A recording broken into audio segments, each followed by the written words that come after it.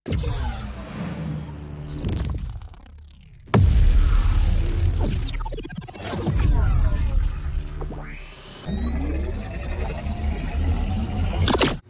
mga kabady, welcome to my channel, Tricks Buddy PH here.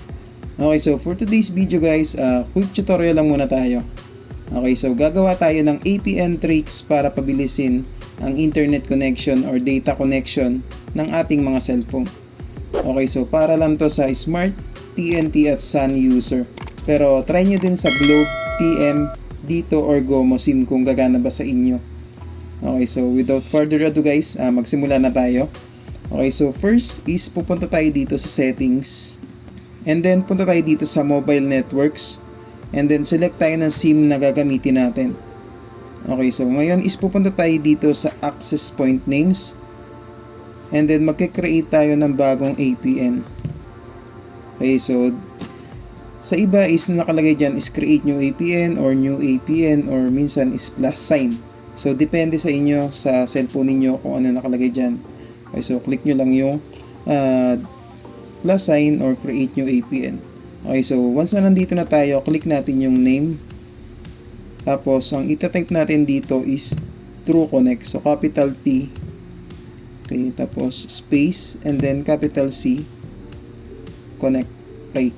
So, once na ilagay natin yan, click natin yung OK. Tapos, punta tayo dito sa APN. Okay, so dito ang ilalagay natin is wap.trueconnect.com. Okay, so ganyan yung ilalagay natin guys, puro small letter lang. Tapos click natin tong OK. So wala na muna tayong ibang gagalawin dyan. So i-check muna natin kung mabilis yung ginawa natin na APN. And then once na mabagal yung nakuha natin result or mahina yung nakuha natin result is babalik tayo dito tapos may mga babaguhin tayo na settings. Okay, so i-save lang natin to guys.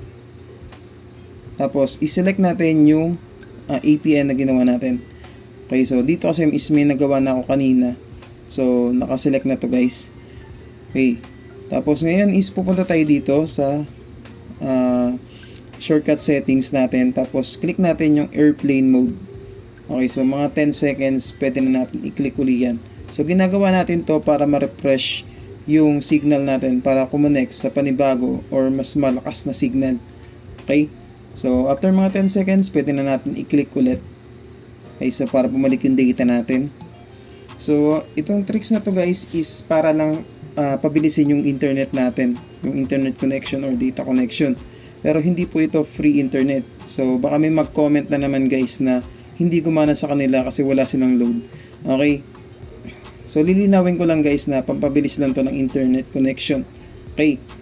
So balik na tayo dito o punta na tayo dito sa speed test. So click natin itong speed test. Check natin kung mabilis yung ginawa natin na APN kanina. Okay, so click natin itong go. Okay, so makikita nyo na 15 ms yung ping natin, tapos jitter is 15 ms. Tapos yung download speed natin is pumapalo pa siya ng 300 plus. Okay, so 344.29. So 344.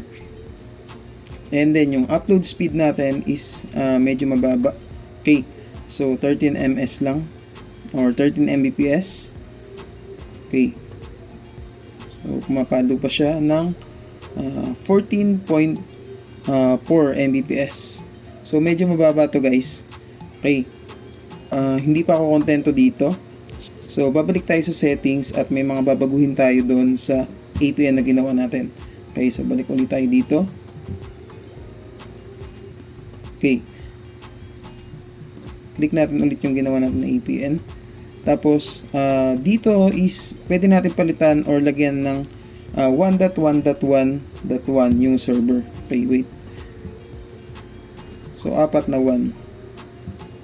Okay. So, 1.1.1 or pwedeng 9.9.9 depende sa area ninyo. Kung ano yung mas compatible guys. So, kaya nyo lang yung ginagawa ko, laro-laruin nyo lang yung settings nyo sa APN. Okay, so huwag kayong matakot na kalikutin yan guys. So, hindi naman masama yung APN na yan. Hindi yan nakaka-block. Kagaya ng mga sinasabi ng iba nagko-comment na nakaka-block daw. Okay. So, ang mas nakaka-block is yung VPN. Yun yung mas mataas na risk na ma-block yung SIM natin. Kasi, yun na yung binabypass natin yung network para magkaroon tayo ng libreng internet. So, mas delikado yun, guys. Okay. So, yan. Pwede na yan. Or balik tayo dito sa 1.1.1. Okay. Next is punta tayo dito sa authentication type. Pwede natin ilagay ito sa POP or CHOP lang muna and then yung POP. So ngayon ilalagay ko siya sa POP or CHOP.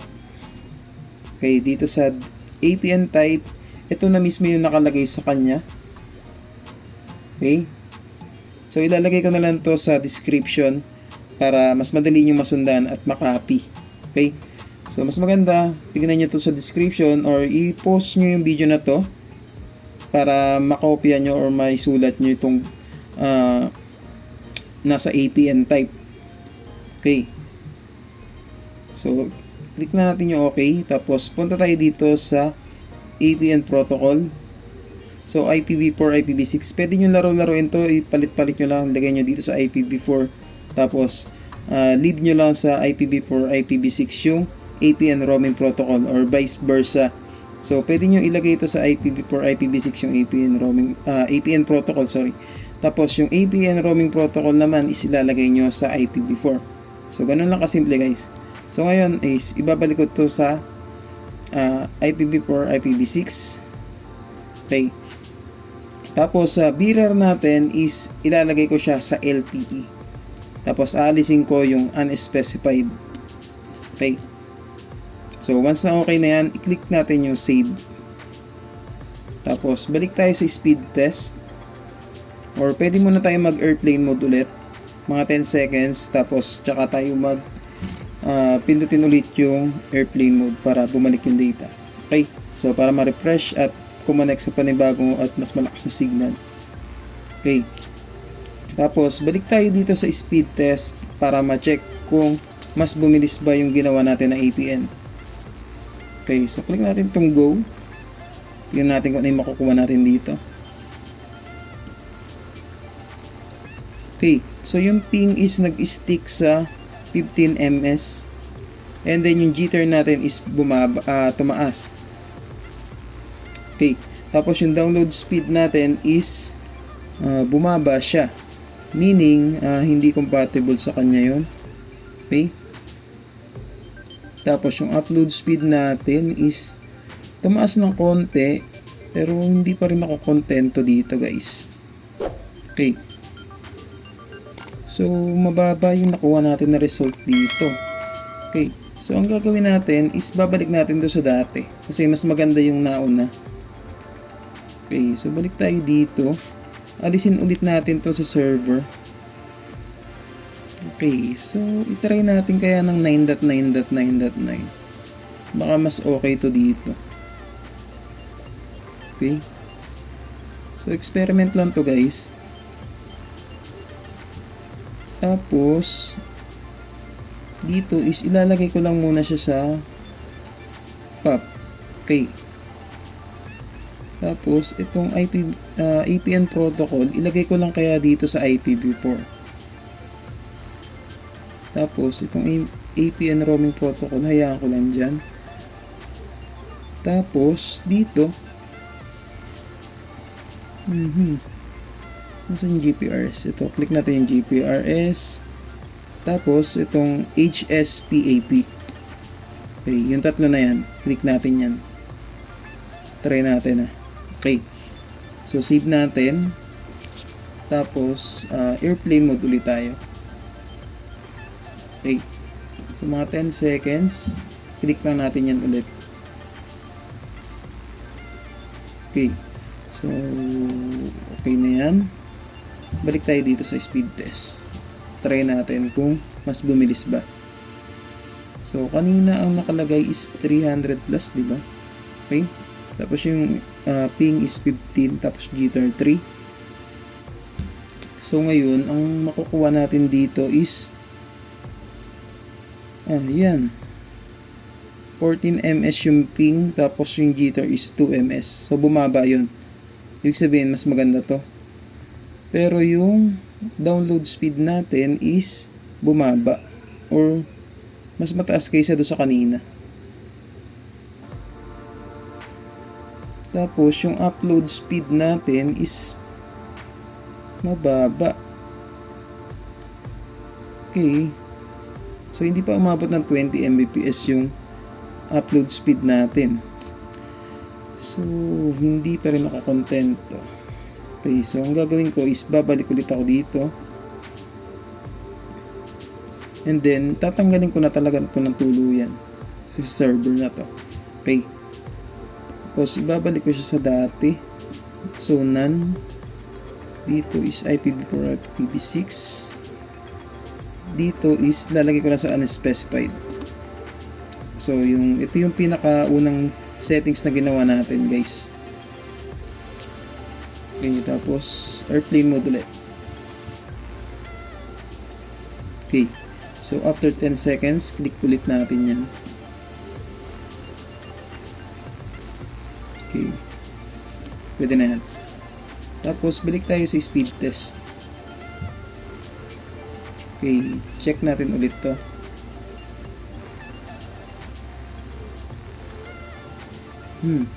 Bumalik sa 15 ms yung ping.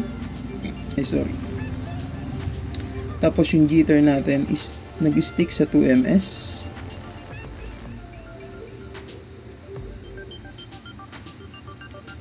So, ba't ganun? Mas mataas pa rin yung kanina.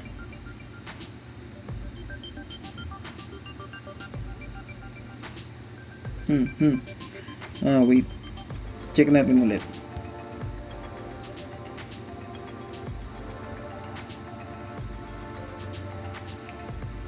Wala siya. Ba't mas bumaba pa?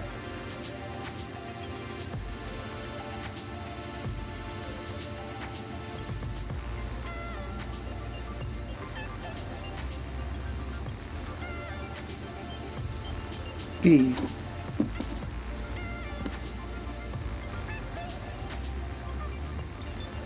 So, mababa to, guys. Balik tayo dito. Pangit yung nakuha natin na resulta dito. Pangit. So, balik tayo dito sa server. Lagay ko kaya is google.com.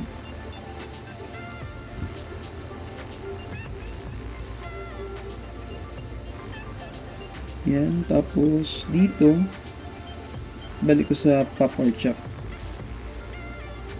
Dito naman, ang ilalagay ko is default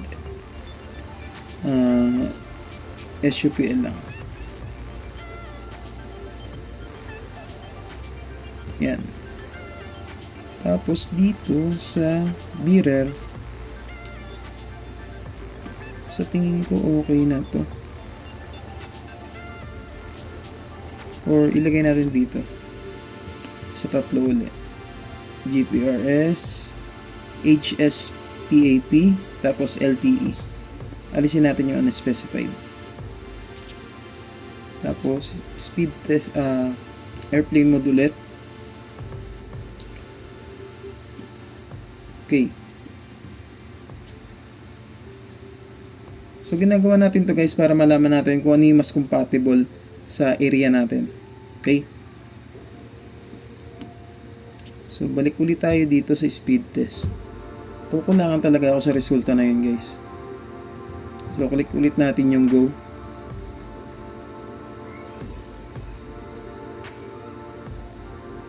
Hala, mas lalong lumala, guys.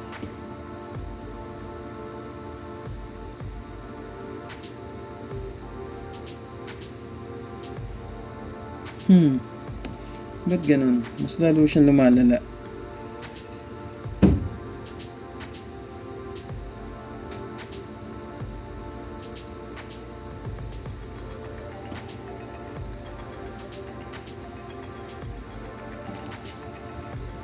Okay, ganyan.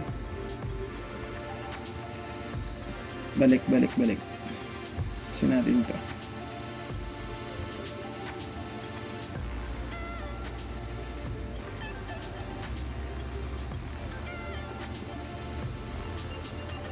Tapos, dito, balik natin sa LTE na lang. Sa unspecified.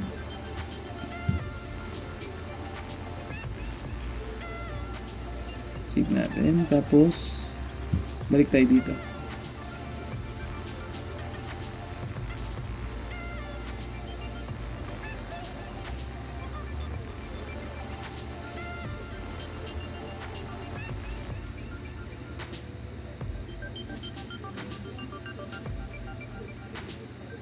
So, ayan. Tumataas yung download speed pero nag-sacrifice or na-compromise yung ping at yung jitter. Okay. So, talagang ganun guys. May nako-compromise talaga. Hindi natin pwedeng makuha lahat. Okay. So, I think hanggang dito na lang muna tayo guys. So, kung sa tingin nyo natutulungan kayo ng video na to or nakatulong tong video na to, paki-like at i-share nyo na tong video na to at mag-comment din kayo guys kung ano yung feedback nyo sa APN na ginawa natin or kung gumana ba sa inyo or may maganda bang resulta. Pati yung area nyo guys or kung gusto nyo magpa-shoutout, comment lang kayo ng hashtag TricksBuddyPH pa-shoutout. Okay, so huwag din kalimutan mag-subscribe at i-click yung bell icon para lagi kayong ma-notify once na may bago akong upload na video gaya nito. So, shoutout natin yung mga silent viewers natin, pati yung mga solid supporters natin, solid subscribers, okay? At yung mga subscribers natin, viewers na nasa ibang bansa, yung mga OFW natin dyan. Okay, so shoutout sa inyo and thank you sa walang sawang suporta kay TricksBuddyPH. Okay, so hanggang dito na lang. Sana may natutunan kayo guys. Once again, ito po si TricksBuddyPH. Tandaan, daig ng taong matanong, ang taong nagmamarunong. God bless po sa lahat. Yun lang. Salamat.